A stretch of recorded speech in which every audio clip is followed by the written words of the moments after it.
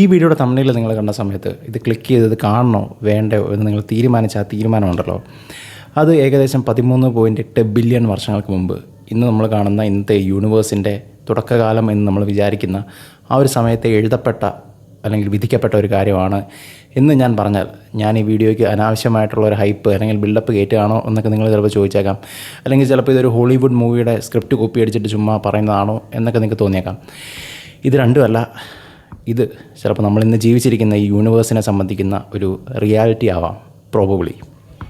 ഇത് നിങ്ങൾക്ക് വളരെ കൗണ്ടർ ഇൻറ്റ്യൂട്ടീവായിട്ട് തോന്നാവുന്ന ഒരു ഐഡിയ ആണ്. അതായത് നിങ്ങളുടെ ബിലീഫുകളെയും കോമൺ സെൻസിനെയും എല്ലാം തന്നെ അട്ടിമറിക്കുന്ന ഒരു ആശയമായിട്ട് ചിലപ്പോൾ തോന്നാൻ ചാൻസ് ഉണ്ട്. ഇതങ്ങനെ വെറുതെ സയൻസ് ഫിക്ഷൻ എന്ന് പറഞ്ഞ് നമുക്ക് തള്ളിക്കളയാൻ പറ്റുന്ന ഒരു കാര്യമല്ല. ആളുകൾ ഒരുപാട് തോട്ട് ഇൻവെസ്റ്റ് ചെയ്തിട്ടുള്ള ഒരു മാറ്ററാണിത്. ഒരുപാട് ഫിലോസഫേഴ്സ്, ഒരുപാട് തിങ്കേഴ്സ്, ഒരുപാട് സയൻറ്റിസ്റ്റുകളൊക്കെ തന്നെ ഇതിൽ ചിന്തിക്കുകയും ഇതിനെക്കുറിച്ചുള്ള പല പല കൺക്ലൂഷൻസ് കൊണ്ടുവരികയൊക്കെ ചെയ്തിട്ടുള്ളതാണ്. എനിവേ, ഞാൻ ഈ പറഞ്ഞ കാര്യത്തിൻ്റെ ഡീറ്റെയിൽസിലേക്ക് പോകുന്നതിന് മുന്നേ നമുക്ക് ഫ്രീ വിൽ എന്ന് പറയുന്ന ഒരു കോൺസെപ്റ്റിനെ പരിചയപ്പെടണം. എന്താണ് ഫ്രീ വിൽ? ഫ്രീ വിൽ എന്ന് പറഞ്ഞു കഴിഞ്ഞാൽ സ്വതന്ത്ര ഇച്ഛ, അല്ലെങ്കിൽ സ്വതന്ത്രമായിട്ട് നമുക്ക് ചിന്തിക്കാനുള്ള ശേഷി അല്ലെങ്കിൽ ഇച്ഛിക്കാനുള്ള ശേഷി. സ്വതന്ത്രം എന്ന് പറയുമ്പോൾ മുമ്പുള്ള കോസൽ ചെയിൻസിനെ അല്ലെങ്കിൽ മുമ്പ് നടന്ന ഇവൻറ്റ്സിനെ അല്ലെങ്കിൽ എക്സ്റ്റേണലായിട്ടുള്ള ഒന്നിനെയും തന്നെ ഡിപ്പെൻഡ് ചെയ്യാതെ അല്ലെങ്കിൽ എക്സ്റ്റേണലായിട്ടുള്ള ഒന്നിനും വിധേയമല്ലാതെ സ്വയമേ കോൺഷ്യസ്ലി വില്ലിംഗ്ലി നമുക്ക് ചോയ്സുകൾ എടുക്കാൻ അല്ലെങ്കിൽ നമുക്ക് തീരുമാനങ്ങൾ എടുക്കാനുള്ള ശേഷിയുണ്ട് എന്ന് പറയുന്നതാണ് ഫ്രീ വിൽ. നമ്മളുടെ തീരുമാനങ്ങളും നമ്മളുടെ ചോയ്സുകളും ഒന്നും തന്നെ പ്രീ ഡിറ്റർമിൻഡ് അല്ല. അതെല്ലാം തന്നെ സ്പോണ്ടേനിയസ്ലി, വില്ലിംഗ്ലി, കോൺഷ്യസ്ലി മറ്റു കാര്യങ്ങൾ ഡിപ്പെൻഡ് ചെയ്യാതെ എടുക്കാനുള്ള ശേഷിയുണ്ട് എന്നുള്ളൊരു കോൺസെപ്റ്റ്. ഹ്യൂമൻ ബീങ്സിന് ഈ ഫ്രീ വിൽ എന്ന് പറയുന്ന ശേഷിയുണ്ട് എന്ന് വാദിക്കുന്ന ഒരു കൂട്ടം ആൾക്കാരുണ്ട്. അവരെ നമുക്ക് ഫ്രീ വിൽ സപ്പോർട്ടേഴ്സ് എന്ന് വിളിക്കാം. ഇനി ഹ്യൂമൻ ബീങ്സിന് ഫ്രീ വിൽ ഇല്ല എന്ന് പറയുന്ന ആൾക്കാരുണ്ട്. അവരെ നമുക്ക് ഫ്രീ വിൽ ഡിനയേഴ്സ് എന്ന് പറയാം. ഈ ഫ്രീ വിൽ ഡിനയേഴ്സിനെ നമുക്ക് ബ്രോഡായിട്ട് ഡിറ്റർമിനിസ്റ്റുകൾ എന്ന് വിളിക്കാം. അതായത് ഡിറ്റർമിനിസ്റ്റിക് ആയിട്ടുള്ള ഒരു യൂണിവേഴ്സിലാണ് അവർ വിശ്വസിക്കുന്നത്. ഓക്കെ, ഇത്രയും കാര്യങ്ങൾ അറിഞ്ഞിരിക്കുന്ന സ്ഥിതിക്ക് ഞാൻ വേറൊരു എക്സാമ്പിളിലേക്ക് പോകും. നമ്മളെല്ലാവരും തന്നെ മിക്കവാറുമൊക്കെ രാവിലെ എഴുന്നേറ്റിട്ട് ചായ കുടിക്കണോ അല്ലെങ്കിൽ കാപ്പി കുടിക്കണോ അല്ലെങ്കിൽ ഇതൊന്നും തന്നെ കുടിക്കണ്ടേ എന്നൊക്കെയുള്ള രീതിയിലുള്ള തീരുമാനങ്ങൾ എടുക്കുന്ന ആളുകളായിരിക്കും. ഇത് ഞാൻ വെറുതെ ഒരു എക്സാമ്പിളിന് വേണ്ടി പറയുകയാണ്. അപ്പോൾ നിങ്ങളുടെ ഒരാളിപ്പോൾ രാവിലെ എഴുന്നേറ്റ് ചായ കുടിക്കാൻ തീരുമാനിച്ചു എന്ന് വിചാരിക്കുക. ചായ കുടിക്കാനും കാപ്പി കുടിക്കാനും ഒരു ഓപ്ഷൻ ഉണ്ടായിരുന്നു. നിങ്ങൾ ചായ എടുത്തു. അപ്പോൾ സ്വാഭാവികമായിട്ടും നമ്മൾ ചിന്തിക്കുന്നത്, ഓക്കെ, എനിക്ക് വേണമെങ്കിൽ കാപ്പി എടുക്കാമായിരുന്നു, പക്ഷേ ഞാൻ ചായ എടുത്തു. ഫ്രീലി എനിക്ക് കാപ്പി ചൂസ് ചെയ്യാമായിരുന്നു, പക്ഷേ ഞാൻ ചായയാണ് ചൂസ് ചെയ്തത്. അത് വില്ലിംഗ്ലി, ഫ്രീ വില്ല് കൊണ്ട് ഞാൻ അങ്ങനെ ചൂസ് ചെയ്തു എന്നുള്ളതാണ് നമ്മളുടെ ചിന്ത.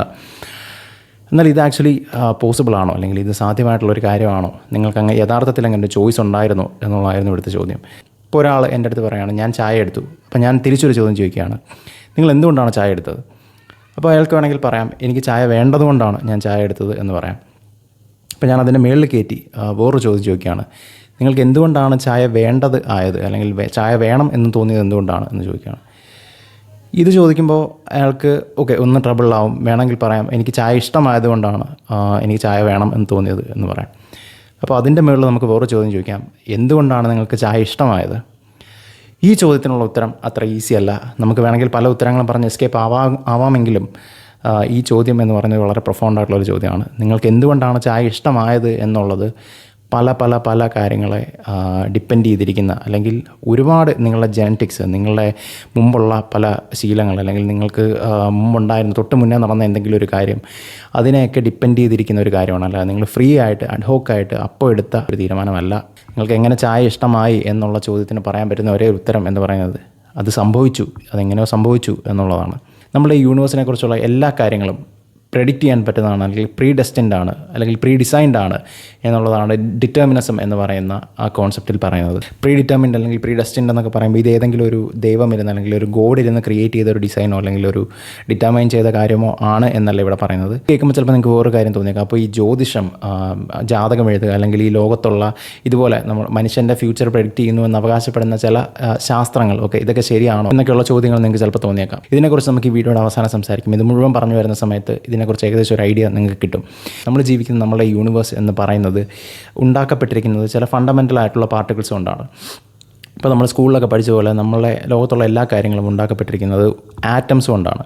ഓക്കെ, അത് കഴിഞ്ഞ് കുറച്ചുകൂടെ നമ്മളെ അറിവ് വർദ്ധിപ്പിക്കുന്ന സമയത്ത് ആറ്റംസിനെ നമുക്ക് ചൂഴ്ന്ന് പരിശോധിച്ച് കഴിഞ്ഞാൽ അതിനകത്ത് ഇലക്ട്രോൺസ്, പ്രോട്ടോൺസ്, ന്യൂട്രോൺസ് എന്നൊക്കെ പറയുന്ന സബ് അറ്റോമിക് പാർട്ടിക്കിൾസ് ഉണ്ട്. ഇനി ഇതിനെയും കൂടുതൽ സ്ക്രൂട്ടനൈസ് ചെയ്ത് കഴിഞ്ഞാൽ അതിനകത്ത് ക്വാർക്സ്, ലെപ്റ്റോൺസ് എന്നൊക്കെ പറയുന്ന മറ്റ് പല സാധനങ്ങളുണ്ട്.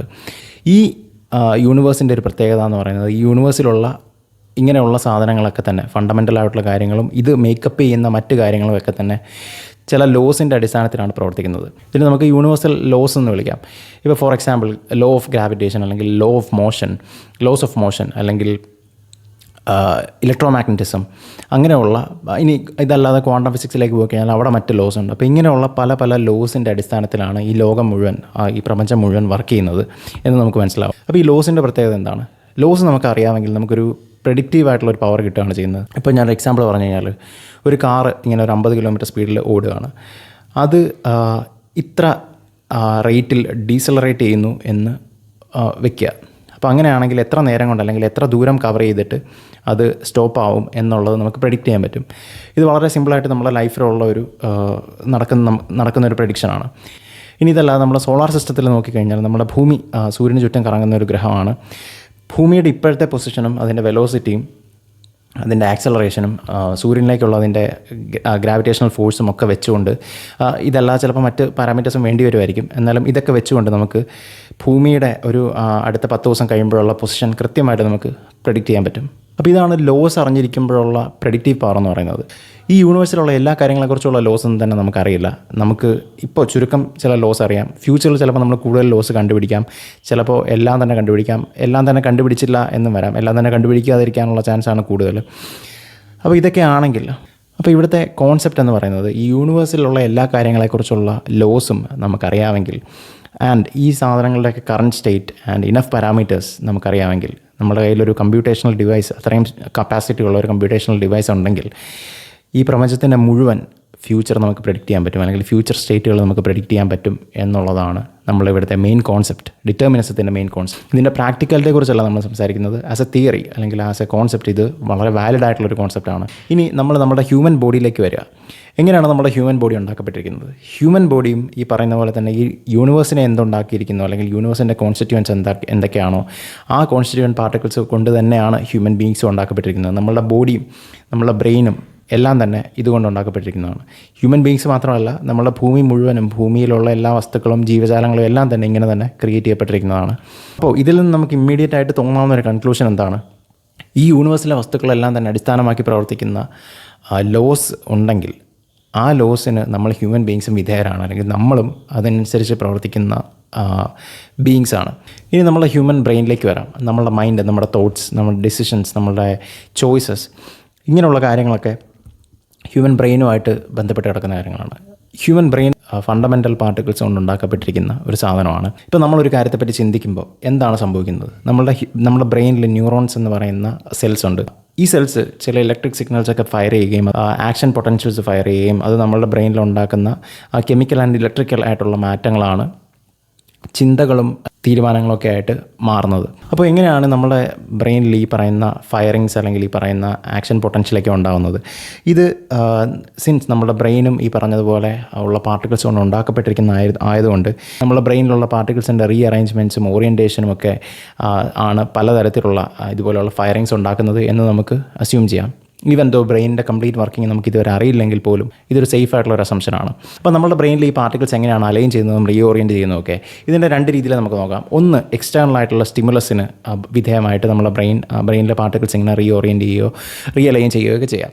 അപ്പോൾ എക്സ്റ്റേണൽ ആയിട്ടുള്ള സ്റ്റിമുലസ് എന്ന് പറയുമ്പോൾ നമ്മളെ ബ്രെയിനിനെ സ്റ്റിമുലേറ്റ് ചെയ്യാൻ പറ്റുന്ന എന്തെങ്കിലും ഒരു സാധനം നമ്മളെ സെൻസറി ഓർഗൻസിലൂടെ ബ്രെയിനിലേക്ക് ചെല്ലണം. ഇപ്പോൾ നമ്മളൊരു കാര്യം കാണുന്ന സമയത്ത് അതിൻ്റെ ഇമേജ് നമ്മുടെ റെറ്റിനയിൽ പതിഞ്ഞിട്ട് അത് നമ്മളെ ബ്രെയിനിൽ ചെല്ലുകയാണ്. അപ്പോൾ ബ്രെയിൻ സ്റ്റിമുലേറ്റ് ആവുകയും അതിൻ്റെ ഒരു ഇമേജിൻ്റെ ഒരു പെർസെപ്ഷൻ നമുക്ക് ഉണ്ടാകുകയും ചെയ്യുന്നു. ഇതുപോലെ തന്നെയാണ് നമ്മളെ മറ്റ് സെൻസ് ഓർഗൻസും അല്ലെങ്കിൽ മറ്റ് സെൻസസും വർക്ക് ചെയ്യുന്നത്. കേൾക്കുന്നതും ടച്ച് ചെയ്യുന്നതും എല്ലാം ഇതുപോലെ തന്നെയാണ്. അപ്പോൾ നമ്മൾ ഈ ബ്രെയിനിലേക്ക് വരുന്ന സ്റ്റിമുലസ് എന്ന് പറയുന്നത് ഡെഫിനറ്റ്ലി ഔട്ട്സൈഡ് വേൾഡിലുള്ളതാണ്. ആൻഡ് ഈ സ്റ്റിമുലസ് ഉണ്ടാകുന്നതിന് ഒരു റീസൺ ഉണ്ടാവും, ആ റീസണ് മറ്റൊരു റീസൺ ഉണ്ടാവും, അങ്ങനെ ഒരു കോസൽ ചെയിൻ അതിൻ്റെ പിന്നിലുണ്ടാവും. അപ്പോൾ ഈ പറയുന്ന റീസൺ ഉൾപ്പെടെയുള്ള കാര്യങ്ങൾ, അതിന് മുന്നേ നടന്ന കുറച്ച് കാര്യങ്ങൾ റിസൾട്ടായിട്ട് ഉണ്ടായതായതുകൊണ്ട് ആൻഡ് ഇതെല്ലാം തന്നെ ഈ യൂണിവേഴ്സിൻ്റെ പാർട്ടായതുകൊണ്ടും ഈ പുറത്തുണ്ടായ സ്റ്റിമുലസും അതിന് മുന്നേ ഉള്ള എല്ലാ കാര്യങ്ങളും ടോട്ടലി പ്രെഡിക്റ്റബിൾ ആയിട്ടുള്ള കാര്യങ്ങളാണ്. ആൻഡ് ഇതല്ലാതെ നമ്മളെ ബ്രെയിനും ഈ പറഞ്ഞതുപോലെ ഫണ്ടമെൻ്റൽ ആയിട്ടുള്ള കാര്യങ്ങൾ കൊണ്ട് ഉണ്ടാക്കപ്പെട്ടതായതുകൊണ്ട് ഇത് എങ്ങനെ ഈ സ്റ്റിമുലസിനോട് റിയാക്ട് ചെയ്യുന്നു എന്നുള്ളതും പ്രെഡിക്റ്റ് ചെയ്യാൻ പറ്റുന്ന ഒരു കാര്യമാണ്. ഇനി ഇതിനെ നമുക്ക് വേറൊരു രീതിയിൽ കാണാവുന്നത്, നമ്മളെ ബ്രെയിൻ ഒരു സ്റ്റിമുലസിനോട് എങ്ങനെ റിയാക്ട് ചെയ്യണം എന്നുള്ളത് നമ്മളെ ജെനറ്റിക്സ് ഡിറ്റർമൈൻ ചെയ്യുന്നതാണ്. ഓരോ ആളുകളുടെയും ജെനറ്റിക്സ് ഡിറ്റർമൈൻ ചെയ്യുന്നതാണ്. ഇനി നമ്മളെ ജെനറ്റിക്സ് നമുക്ക് എങ്ങനെയാണ് കിട്ടുന്നത്? അത് നമ്മളെ മാതാപിതാക്കൾ നമുക്ക് അവരുടെ ജീൻ പൂൾ കൈമാറുന്ന സമയത്ത് ഉണ്ടാകുന്ന ചില പ്രോസസ്സുകൾ വഴിയാണ് ഇത് നമുക്ക് കിട്ടുന്നതും. ഇനി ഈ കാര്യങ്ങളെല്ലാം തന്നെ നമ്മളുടെ യൂണിവേഴ്സിൻ്റെ ലോസിനനുസരിച്ച് പ്രവർത്തിക്കുന്നതാണ്. അതുകൊണ്ട് തന്നെ ഇതെല്ലാം കൃത്യമായിട്ട് പ്രെഡിക്റ്റ് ചെയ്യാൻ പറ്റുന്നതാണ്. അപ്പോൾ ഇത്രയും കേട്ടതിൽ നിന്ന് നിങ്ങൾക്ക് എന്താണ് മനസ്സിലാകുന്നത്? ഈ ലോകത്തുള്ള സകല കാര്യങ്ങളും ഇൻക്ലൂഡിങ് നമ്മുടെ തോട്ട്സ് ആൻഡ് ആക്ഷൻസ് നമുക്ക് ആവശ്യത്തിന് ലോസ് അറിയാമെങ്കിൽ കൃത്യമായിട്ട് പ്രെഡിക്റ്റ് ചെയ്യാൻ പറ്റും. പ്രെഡിക്റ്റ് ചെയ്യാൻ പറ്റുന്നു എന്നുള്ളതിൻ്റെ ഇംപ്ലിക്കേഷൻ എന്താണ്, അല്ലെങ്കിൽ അത് എന്താണ് മീൻ ചെയ്യുന്നത്? ഒരു സെക്കൻഡ് ഒന്ന് ചിന്തിച്ച് നോക്കുക. ഈ ലോകത്തുള്ള എല്ലാ കാര്യങ്ങളും വർക്ക് ചെയ്യുന്നത് ഒരു പ്രത്യേക രീതിയിലാണ്. ആ രീതിയിൽ നിന്ന് ഡീവിയേറ്റ് ചെയ്യുക എന്ന് പറയുന്നത് പോസിബിളായിട്ടൊരു കാര്യമല്ല. നമ്മളുടെ laws of universe and initial conditions വെച്ച് നമുക്ക് പ്രെഡിക്റ്റ് ചെയ്യാൻ പറ്റുന്ന കാര്യങ്ങൾ എന്ന് പറയുന്നത് വളരെ കൃത്യമായിട്ട് ആ രീതിയിൽ മാത്രം നടക്കാൻ പറ്റുന്ന കാര്യങ്ങളാണ്. അതിന് ആ ഒരു കോഴ്സിൽ നിന്ന് ഡീവിയേഷൻ ഇല്ല.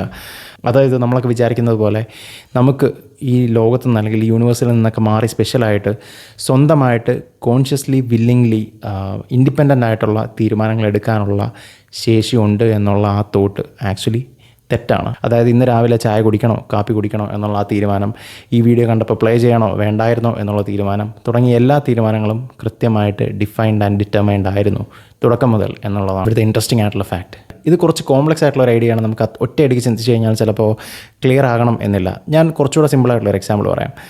നിങ്ങളൊരു ഗ്ലാസ് ഓഫ് വാട്ടർ കൺസിഡർ ചെയ്യുക. ഇത് ബ്രയൻ ഗ്രീൻ എന്ന് പറയുന്ന വളരെ ഫേമസ് ആയിട്ടുള്ള ഒരു സയൻറ്റിസ്റ്റിൻ്റെ അദ്ദേഹം പറഞ്ഞൊരു എക്സാമ്പിളാണ്. ഒരു ഗ്ലാസ് ഓഫ് വാട്ടർ കൺസിഡർ ചെയ്യുക. ആ ഗ്ലാസ് ഓഫ് വാട്ടറിലേക്ക് നിങ്ങൾ സംസാരിച്ച് കഴിഞ്ഞാൽ പ്രത്യേകിച്ച് അതിൽ നിന്നൊരു റെസ്പോൺസ് ഒന്നും ഉണ്ടാവില്ല. വെള്ളം നിങ്ങൾ സംസാരത്തോട് റെസ്പോണ്ട് ചെയ്യില്ല. എന്നാൽ നിങ്ങൾ ഈ ഗ്ലാസ് ഓഫ് വാട്ടർ വെച്ചിട്ട് ഒരു പ്രത്യേക ഫ്രീക്വൻസിയിലുള്ള ശബ്ദം നിങ്ങളുടെ വായിൽ നിന്ന് പുറപ്പെടുവിക്കുകയാണെങ്കിൽ ഈ വാട്ടറിൻ്റെ സർഫസിൽ നിങ്ങൾക്ക് വേണമെങ്കിൽ റിപ്പിൾസ് ഉണ്ടാക്കാൻ സാധിക്കും. കാരണം സൗണ്ട് വേവ്സ് എന്ന് പറയുന്നത് നമ്മുടെ അറ്റ്മോസ്ഫിയറിൽ ഉണ്ടാകുന്ന ഒരു ഡിസ്റ്റർബൻസ് ആണ്. അപ്പോൾ ഇത് ചെന്നിട്ട് വേണമെങ്കിൽ ഈ വാട്ടറിന് ഒരു റിപ്പിൾസ് ഉണ്ടാക്കാനുള്ള ശേഷിയുണ്ട്. ഈ എക്സാമ്പിൾ നമ്മൾ നോക്കുകയാണെങ്കിൽ വാട്ടർ അല്ലെങ്കിൽ ആ ഗ്ലാസ്സിലുള്ള വാട്ടറിന് ഈ എക്സ്റ്റേണൽ സ്റ്റിമുലസിനോട് ഈ രീതിയിലല്ലാതെ റിയാക്ട് ചെയ്യാൻ വേറൊരു ഓപ്ഷൻ ഇല്ല. ഈ ഫ്രീക്വൻസിയിലുള്ള ശബ്ദം വന്നു കഴിഞ്ഞാൽ വാട്ടറിന് റിപ്പിൾ ആകാതിരിക്കാൻ വേറെ ഓപ്ഷൻ ഇല്ല. ഇതേപോലെ നമ്മളുടെ ഹ്യൂമൻ ബ്രെയിനിനെ നിങ്ങളൊന്ന് കൺസിഡർ ചെയ്യുക. ഹ്യൂമൻ ബ്രെയിനും എക്സ്റ്റേണൽ സ്റ്റിമുലസിനോട് ഈ ഗ്ലാസ് ഓഫ് വാട്ടർ പോലെ റെസ്പോണ്ട് ചെയ്യുന്നൊരു സാധനമാണ്. കുറച്ചുകൂടെ കോംപ്ലക്സ് ആയിരിക്കും. അതിന് പല സ്റ്റേജ് ഓഫ് കോംപ്ലക്സിറ്റീസ് കാണും. എന്നാലും എക്സ്റ്റേണൽ സ്റ്റിമുലസിനോട് റെസ്പോണ്ട് ചെയ്യുക എന്ന് പറയുന്നത് ഈ വാട്ടർ ഈ സൗണ്ടിനോട് റെസ്പോണ്ട് ചെയ്യുന്നത് പോലെ വളരെ ബേസിക് ആയിട്ടുള്ളൊരു കാര്യമാണ്. നമ്മുടെ ബ്രെയിൻ എങ്ങനെ പല സ്റ്റിമുലസുകളോട് റെസ്പോണ്ട് ചെയ്യുന്നു എന്നുള്ളത് നമ്മളുടെ ജെനറ്റിക്സിനെ ഡിപ്പെൻഡ് ചെയ്തിരിക്കുന്ന ഒരു കാര്യമാണ്. അത് തന്നെയല്ല മറ്റ് പല ഫാക്ടേഴ്സിനെ ഡിപ്പെൻഡ് ചെയ്തിരിക്കുന്നു. വരുന്ന സ്റ്റിമുലസ് എങ്ങനെയുള്ളതാണ് എന്നുള്ള പല കാര്യങ്ങളെ. എനിവേ ഇവിടെയൊക്കെ നമ്മൾ നോക്കുമ്പോൾ നമുക്ക് മനസ്സിലാക്കാൻ പറ്റുന്നത് നമുക്കിവിടെ ഒരു ഇൻഡിപെൻഡൻസ് ഇല്ല, അല്ലെങ്കിൽ ഒരു ഓട്ടോണമി ഇല്ല നമ്മുടെ സൈഡിൽ നിന്ന്. നമ്മുടെ ബ്രെയിനെല്ലാം ചെയ്യുന്നത് പുറത്തുനിന്ന് വരുന്ന ഒരു സ്റ്റിമുലസിനോട് ഒരു പ്രത്യേക രീതിയിൽ റെസ്പോണ്ട് ചെയ്യുന്നു എന്നുള്ളത് മാത്രമാണ്.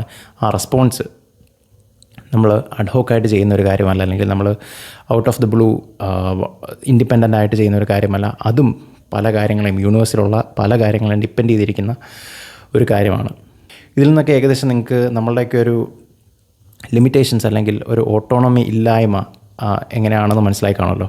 അപ്പോൾ ഈ യൂണിവേഴ്സിലുള്ള എല്ലാ കാര്യങ്ങളും പ്രീഡിറ്റർമിൻഡ് ആണ് അല്ലെങ്കിൽ പ്രീഡെസ്റ്റിൻഡ് ആണ് എന്ന് പറയുന്ന സമയത്ത് നിങ്ങൾ ചിലപ്പോൾ ചോദിക്കാവുന്ന ഒരു ചോദ്യമുണ്ട്. അപ്പോൾ അങ്ങനെയാണെങ്കിൽ പിന്നെ നമ്മൾ എന്തിനാണ് ജീവിതത്തിൽ ഓരോന്നൊക്കെ ചെയ്യുന്നത്, അല്ലെങ്കിൽ ഓരോ ചോയ്സുകളൊക്കെ വളരെയധികം പഠിച്ചിട്ട് അനലൈസ് ചെയ്തിട്ടൊക്കെ എടുക്കുന്നത്? വെറുതെ ഇരുന്നാൽ പോരെ, ജീവിതം നമുക്ക് കിട്ടാനുള്ളത് കിട്ടും, അല്ലെങ്കിൽ വരാനുള്ളത് വരും, നമുക്ക് വെറുതെ ഇരിക്കാമല്ലോ എന്ന് നിങ്ങൾ ചോദിക്കാൻ ചാൻസ് ഉണ്ട്. നിങ്ങൾ വെറുതെ ഇരിക്കണം എന്ന് വിചാരിച്ചാലും വെറുതെ ഇരിക്കാൻ പ്രീഡെസ്റ്റിൻഡ് ആയിട്ടുള്ള ഒരാളല്ലെങ്കിൽ വെറുതെ ഇരിക്കില്ല എന്നുള്ളതാണ് അവിടെ എനിക്ക് പറയാനുള്ള ഒരേ ഒരു ഉത്തരം. അല്ലെങ്കിൽ നിങ്ങൾ വെറുതെ ഇരിക്കാൻ പ്രീഡെസ്റ്റിൻഡ് ആയിട്ടുള്ള ഒരാളാണെങ്കിൽ നിങ്ങൾ ഇരിക്കും, അല്ലെങ്കിൽ നിങ്ങൾ ഇരിക്കില്ല. അപ്പോൾ ഇങ്ങനൊരു കാര്യം അറിഞ്ഞതുകൊണ്ട് നമ്മൾ പ്രത്യേകിച്ച് നമ്മുടെ ജീവിതത്തിൽ അഡീഷണൽ ആയിട്ടൊന്നും ചെയ്യുകയോ ചെയ്യാതിരിക്കുകയോ ഒന്നും വേണ്ട. നമ്മൾ ജീവിക്കുന്ന പോലെ തന്നെ ജീവിക്കുക. നമ്മുടെ തീരുമാനങ്ങളെല്ലാം ആലോചിച്ച് കൃത്യമായിട്ട് എടുക്കുക. എന്ത് തന്നെ നിങ്ങൾ എടുത്താലും അത് പ്രീഡിറ്റർമിൻഡ് ആയിരുന്നു എന്നുള്ളതാണ് ഇവിടുത്തെ കാര്യം. സ്റ്റിൽ നമുക്ക് കിട്ടുന്ന ആ സെൻസ് ഓഫ് ചോയ്സ് അല്ലെങ്കിൽ ആ സെൻസ് ഓഫ് ഡിസിഷൻ എന്ന് പറയുന്നത് കംപ്ലീറ്റ്ലി വാലിഡാണ്. നമ്മളെ ഹോൾ ലൈഫ് തന്നെ നമുക്കൊരു ഫ്രീ വില്ലുണ്ട് എന്നുള്ളൊരു അസംഷനിലാണെങ്കിൽ നമുക്ക് ഫ്രീ ചോയ്സ് ഉണ്ട് എന്നുള്ളൊരു അസംഷനിലാണ്. അതുകൊണ്ട് അതിനെ നമ്മൾ സബോട്ടാഷ് ചെയ്യേണ്ട ഒരു ആവശ്യമില്ല. നമുക്ക് കണ്ടിന്യൂ അതുപോലെ തന്നെ ജീവിച്ചു പോകാം. അങ്ങനെ ജീവിച്ചു പോകാനേ നമുക്ക് പറ്റുള്ളൂ. ഇനി നമ്മൾ കൂടുതൽ ഇതിനെപ്പറ്റി ചിന്തിക്കുന്ന സമയത്ത് നമ്മൾ ജീവിതത്തിൽ അച്ചീവ് ചെയ്തു എന്ന് നമ്മൾ വിചാരിക്കുന്ന കാര്യങ്ങളെക്കുറിച്ച് ഓർത്ത് ഉണ്ടാവുന്ന ആ ഒരു പ്രൗഡ് ഫീൽ ഉണ്ടല്ലോ, അതും പിന്നെ നമ്മുടെ ജീവിതത്തിൽ നഷ്ടപ്പെട്ടു എന്ന് കരുതുന്ന അല്ലെങ്കിൽ നഷ്ടപ്പെടുത്തി എന്ന് കരുതുന്ന പല കാര്യങ്ങളെക്കുറിച്ച് ആലോചിക്കുമ്പോഴുള്ള ആ ഒരു റിഗ്രറ്റ് എന്നൊക്കെ പറയുന്നത് എത്രമാത്രം വാലിഡാണ് എന്നുള്ളൊരു ചോദ്യം ഇവിടെ ഉണ്ട്. അതായത് നമ്മൾ ഈ റിഗ്രറ്റ് ചെയ്യുന്നതിലൊക്കെ വലിയ കാര്യമുണ്ടോ, നമുക്ക് ആക്ച്വലി ഒരു ചോയ്സ് ഉണ്ടായിരുന്നു എന്നുള്ളൊരു ചോദ്യം ഉണ്ട്. പക്ഷെ അങ്ങനെയൊക്കെ തന്നെ മുന്നോട്ട് പോവുക എന്നുള്ളതാണ് നമ്മുടെ മുന്നിലുള്ള ഒരേ ഒരു വഴി. ഇനി വേറൊരു കാര്യമുള്ളത്, നമ്മുടെ സമൂഹത്തിൽ കുറ്റം ചെയ്ത അല്ലെങ്കിൽ കുറ്റവാളികൾ ശിക്ഷിക്കപ്പെടുകയും അല്ലാത്തവർ സാധാരണ പോലെ ജീവിതം നയിച്ചു പോവുകയും ചെയ്യുന്ന ഒരു രീതിയാണുള്ളത്. ഈ രീതിയിൽ നമ്മൾ ചിന്തിച്ചു കഴിഞ്ഞാൽ കുറ്റം ചെയ്യുന്നവർ അല്ലെങ്കിൽ ചീത്ത ചെയ്യുന്നവർ നല്ലത് ചെയ്യുന്നവർ തമ്മിൽ ആക്ച്വലി എന്തെങ്കിലും വ്യത്യാസമുണ്ടോ? രണ്ടുപേരും പ്രീഡെസ്റ്റിൻഡ് ആയിട്ടുള്ള കാര്യങ്ങൾ ചെയ്യുന്നു, രണ്ടുപേർക്കും അതിൽ ചോയ്സ് ഒന്നുമില്ല. അപ്പോൾ എന്തിനാണ് നമ്മൾ കുറ്റം ചെയ്തവരെ അല്ലെങ്കിൽ ചീത്തയായിട്ടുള്ള കാര്യങ്ങൾ ചെയ്തവരെ ശിക്ഷിക്കുന്നത് എന്നുള്ള ഒരു ചോദ്യം വരാൻ ചാൻസ് ഉണ്ട്. അപ്പോൾ ഇതിനെ നമ്മൾ കൂടുതൽ അനലൈസ് ചെയ്യണമെങ്കിൽ എന്താണ് നല്ലത്, എന്താണ് ചീത്ത, what is good and what is bad എന്നുള്ള ആ കാര്യത്തിലേക്ക് നമ്മളൊന്ന് ഡീപ്പ് ഡൈവ് ചെയ്യണം. നമ്മൾ ചിലപ്പോൾ വിചാരിച്ചേക്കാവുന്നത് പോലെ ഇത് അത്ര ഈസി ആയിട്ടുള്ള ഒരു കോൺസെപ്റ്റ് അല്ല. അതായത് നല്ലത് ചീത്ത അല്ലെങ്കിൽ ഗുഡ് ആൻഡ് ബാഡ് എന്നൊക്കെ പറയുന്നത് വളരെ ഒബ്വിയസ് ആയിട്ടുള്ള കാര്യമാണല്ലോ എന്ന് നിങ്ങൾ ചിന്തിച്ചേക്കാം. എന്നാൽ അത് അത്ര ഒബ്വിയസ് ആയിട്ടുള്ള കാര്യമല്ല. അതിന് പല പല ലെയേഴ്സുള്ള ഒരു വളരെ ഡീപ്പായിട്ടുള്ള ഏരിയയാണ്. അപ്പോൾ എന്താണ് നല്ലത്, എന്താണ് ചീത്ത, എന്താണ് ഗുഡ്, എന്താണ് ബാഡ്, എന്താണ് ഗുഡ്, എന്താണ് ഈവിൾ എന്നൊക്കെ ഉള്ളത് നമ്മൾ വേറൊരു വീഡിയോയിൽ സെപ്പറേറ്റ് ആയിട്ട് ചെയ്യുന്നതായിരിക്കും. Thank you so much.